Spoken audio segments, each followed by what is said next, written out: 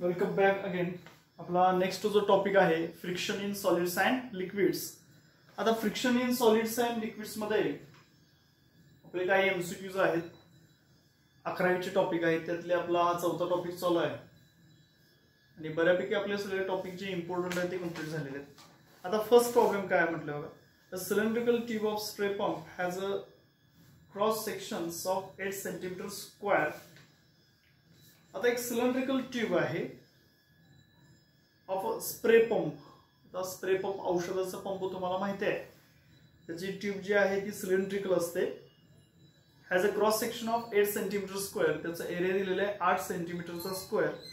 One end of which has 40 fine holes. आता लक्षात घ्या, त्याचे जे एक एंड आहे त्याला जवळपास एक 40 काय आहेत फाईन होल्स आहेत. Each of area 10⁻⁻⁸ metre square. एक सिलेंड्रिकल ट्यूब आहे, त्या सिलेंड्रिकल ट्यूबचा spray pump has a cross section of 8 centimetre square. One end of which has 40 fine holes each of area 10⁻⁻⁸ metre square. If liquid flows inside the tube. समजा जर त्या tube मधून जर liquid flow होत असेल with a speed of 0.15 metre minute inverse, the speed with which the liquid is ejected through the hole is. किती चांगला प्रश्न विचारला बघा. एक स्प्रे पंप आहे औषधाचा, औषध मारतो तो पंप आहे. त्याचे जे सिलेंड्रिकल ट्यूब आहे, पुढची नळी जी आहे, त्या नळीचं असणारं क्षेत्रफळ दिलेलं आहे, म्हणजे छोटी आहे, 8 सेंटीमीटर स्क्वेअर एवढं त्याचा आपल्याला एरिया दिलेला आहे. आता त्याचं जे दुसरं टोक आहे, जिथून ते नॉब म्हणतो आपण त्याला, जिथून ते वॉटर बाहेर पडणार आहे, त्याच्यामध्ये जवळपास त्याला 40 छिद्र आहेत. आता त्या प्रत्येक छिद्राचं क्षेत्रफळ किती दिलं आहे? 10⁻⁻⁸ मीटर स्क्वेअर असं दिलेलं आहे. आता काय म्हटलं आपल्याला, if liquid flows inside the tube. समजा त्या ट्यूब मधून जे काही लिक्विड फ्लो होणार आहे त्या ट्यूब मधून, ते जवळपास 0.15 मीटर मिनिट इनवर्स, म्हणजे जवळपास एका मिनिटामध्ये 0.15 मीटर जाईल इतकं त्याचं स्पीड आहे. The speed with which the liquid is ejected through the hole is. आता हे ट्यूबच्या आतमधलं झालं. आपल्याला प्रश्न काय विचारलाय, त्या स्प्रेचे असणारी जी तोंडाला छिद्र आहेत, त्या छिद्रामधून त्या पाण्याचं बाहेर पडतानाचं स्पीड किती हो, हा असा आपल्याला क्वेश्चन त्यांनी विचारलेला आहे. ठीक आहे. आता बघा, जे काय दिलेलं आहे ते आधी घ्या. स्प्रे पंपचा एरिया दिलेला आहे, किती दिला आहे? Area A is equal to 8 centimetre square. आता सेंटीमीटरचं मीटर करताना त्याला आपण काय करतो बाळांनो, 10⁻⁻² करतो. म्हणजे काय होणार सांगा, 8 × 10⁻⁴ मीटर स्क्वेअर. काय होणार? सेंटीमीटरचं मीटर करा, काय होतं 10⁻² आणि त्या -2चा स्क्वेअर काय होणार आहे 10⁻⁴ मीटर स्क्वेअर. आता according to equation of continuity, कंटिन्युटीचं जे इक्वेशन आहे काय असतं, A × V is equal to constant. म्हणजे AV काय असतो, कॉन्स्टंट असतो. मग फॉर अ ट्यूब जी आपल्याला नळी मोठी आहे की त्याच्यासाठीच त्याचा area A × V, A × V is equal to constant, म्हणजे A1 V1 आपण मानायचं. एरिया किती आहे हो, 8 × 10⁻⁴ आहे. त्यानंतर व्हेलॉसिटी किती आहे त्याची, 0.15 मिनिट इनवर्स. मिनिट इनवर्स छेदामध्ये लिहिलं तर 1 मिनिट म्हणजे किती सेकंड, 60 सेकंड. म्हणजे त्याचं रूपांतर काय केलं आपण, 0.15/60 is equal to A1 V1. आपल्याला माहिती आहे कंटिन्युटीच्या इक्वेशन नुसार AB इज इक्वल टू काय असतं, कॉन्स्टंट. ट्यूब जर पकडली तर काय, A ची किंमत 8 × 10⁻⁴ आणि त्याच्यामध्ये असणारी व्हेलॉसिटीची किंमत 0.15/60 is equal to A1 V1. आता ती झाली आपली ट्यूब, नळी, त्या औषधाच्या पंपाची नळी झाली. आता पुढचे जे त्याचे होल्स आहेत, बरोबर आहे काय, असे किती होल्स आहेत हो, तर त्याला पुढे एकूण 40 छिद्र आहेत. मग प्रत्येकाचा एरिया किती दिला आहे, 10⁻⁸ मीटर स्क्वेअर. मग 40 छिद्रांचा एरिया किती झाला, तर 40 × 10⁻⁸ बरोबर आहे, म्हणजे 40 × 10⁻⁸. त्याची व्हेलॉसिटी आपल्याला विचारले ते आहे, अशी ठेवू. V ची किंमत V इज इक्वल टू, त्याला आपण काय म्हणू, A2 V2. आता लक्षात ठेवा, हे कंटिन्युटी इक्वेशन का असतं, कॉन्झर्वेशन असतं. म्हणजे A1 V1 is equal to A2 V2.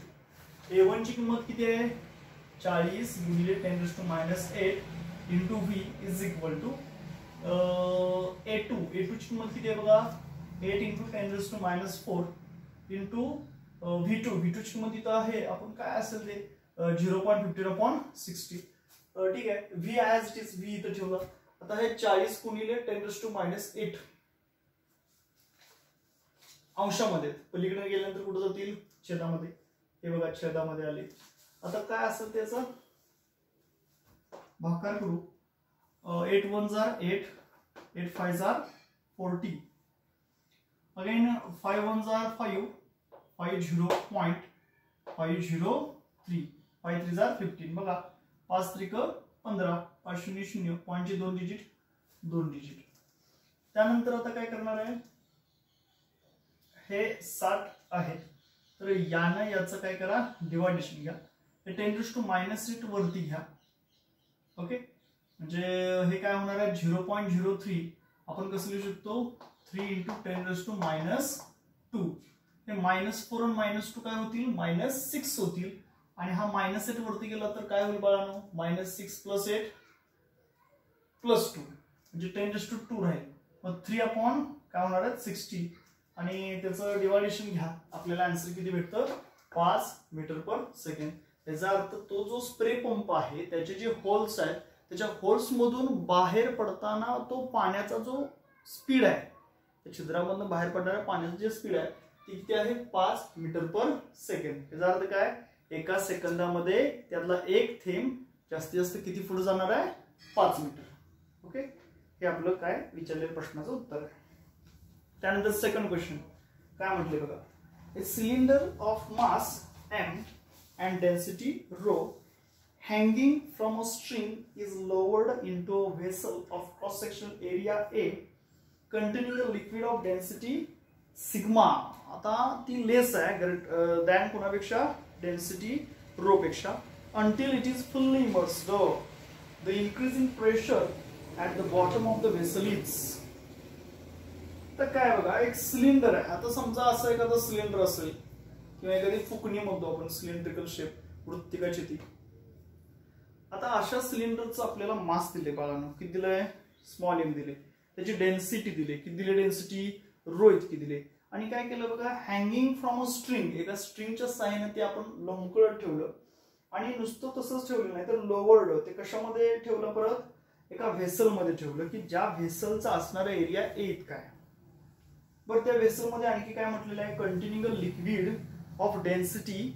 त्याच्यामध्ये लिक्विड आहे ज्याची डेन्सिटी आहे सिग्मा, आणि ती सिग्मा मूळच्या डेन्सिटीपेक्षा कशी आहे?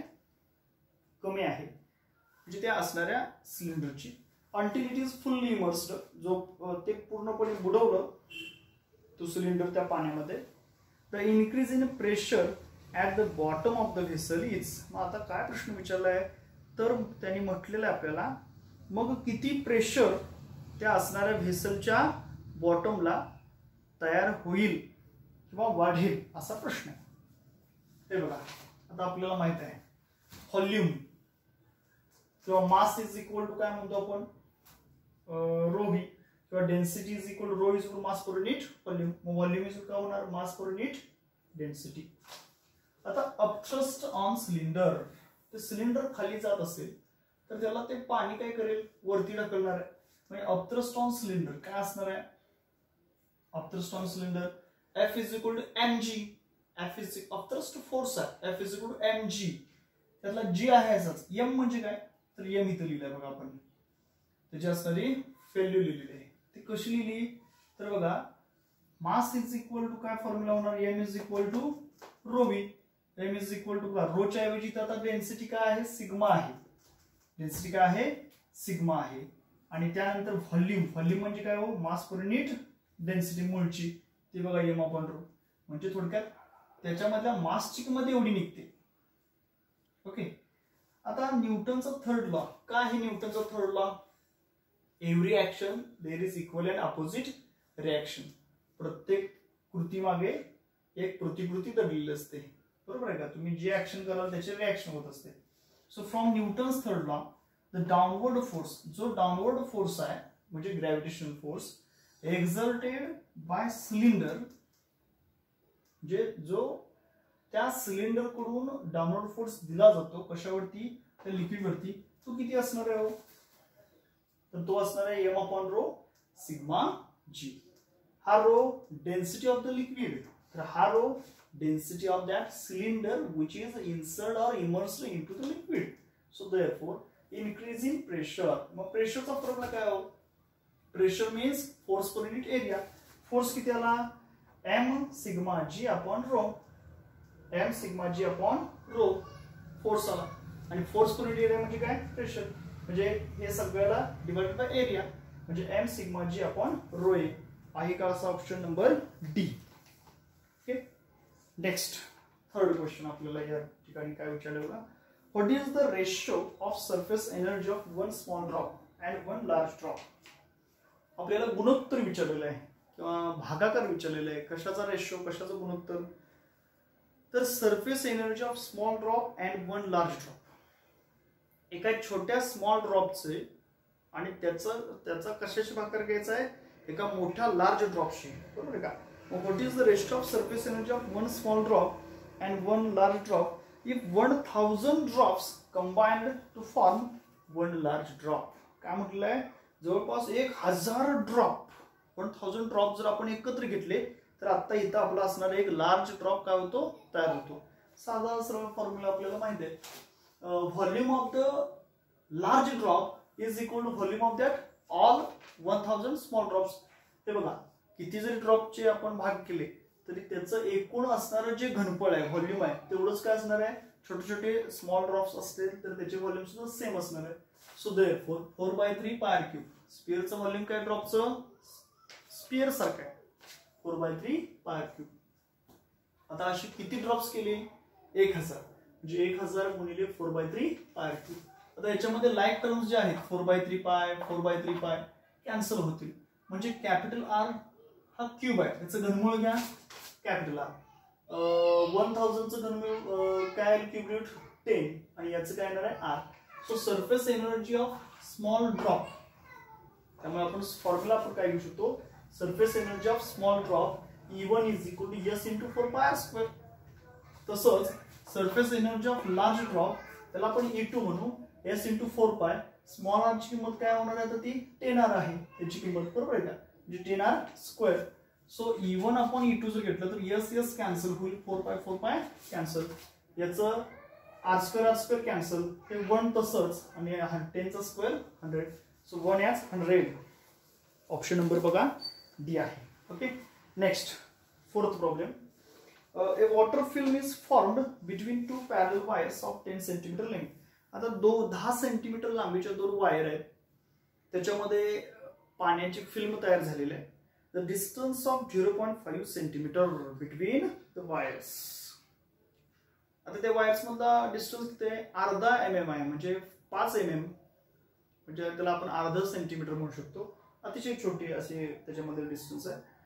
Is increase by 1 mm. त्याच्यामध्ये आपण 1 mm ची भर टाकली आणखी. मग which will be the work done. मग त्याच्यामध्ये कसं वर्क होईल? सरफेस टेन्शन ऑफ वॉटर दिले बघा 72 न्यूटन मीटर इनवर्स. ठीक आहे. आपल्याला सरफेस एनर्जीचा फॉर्म्युला माहिती आहे. W इज इक्वल टू आता TdA किंवा T डेल्टा A म्हणून. त्याला 2 सरफेस आहेत म्हणजे काय होणार बघा? W is equal to into T into delta A. So W is equal to 2 तसाच. टेन्शन किती दिलंय? 72. आता एरिया चेंज इन एरिया कितीने भर पाडली? 1 mm न. पहिले किती होतं? 0.5 सेंटीमीटर. 0.5 सेंटीमीटर मध्ये आणखी 1 mm ऍड केला म्हणजे कसं होणार आहे? ते 0.6 मूळचा 0.5 इंटू 10 घेतलं आपण, कारण की ते कशामध्ये लिहिलं आपण? सेंटीमीटर. सो अर्ग मध्ये घेतल्यामुळे 10 लिहिलं. 0.6 मधून 0.5 गेले 0.1 गुणिले 10 एकच येणार आणि 72 दुनी 144 म्हणजे काय येणार बघा? So energy is equal to work done is equal to 144 परत. वर्क डनच सरफेस एनर्जीच्या फॉर्म मध्ये स्टोअर होत असतं. ओके. आन्सर बघा ऑप्शन नंबर कोणता आहे? B. Next fifth question. A large tank is filled with water to a height h. एक मोठा टँक आहे जो पाण्याने भरलेला आहे, ज्याची हाईट कॅपिटल एच इतकी दिलेली आहे. A small hole is made at the base of the tank. आता काय केलं? एवढ्या मोठ्या टाकीमध्ये पाणी भरलं एच इतक्या उंचीवरती, तो फुल्ल भरलेला आहे आणि एक छोटंसं त्याला होल मारलं कुठं? त्याच्या बेसला. मग it takes T1 time to decrease the height of water to h upon eta आता त्याला T1 इतका वेळ लागेल. कशासाठी? तर त्याची हाईट कमी होण्यासाठी. पण ती हाईट किती कमी होणार? सगळीच कमी होणार का? निम्मी कमी होणार का? नाही. तर त्याने दिले तेवढी कमी होणार. किती? H/η. इटा म्हणजे कोएफिशिएंट ऑफ विस्कोसिटी आणि तो इटा 1 पेक्षा जास्त आहे. ओके, म्हणजे जर आता सगळं पाणी संपलेलं नाही, H/η हे जे काय मेजरमेंट आहे तिथपर्यंत त्याला टाइम लागेल T1 इतका पाणी संपण्यासाठी. And it takes T2 time to take out the rest of water. आणि त्यानंतर T2 इतकं टाइम लागेल की उरलं सुरलं सगळंच पाणी त्याच्यामधलं काय होणार आहे? संपण्यासाठी.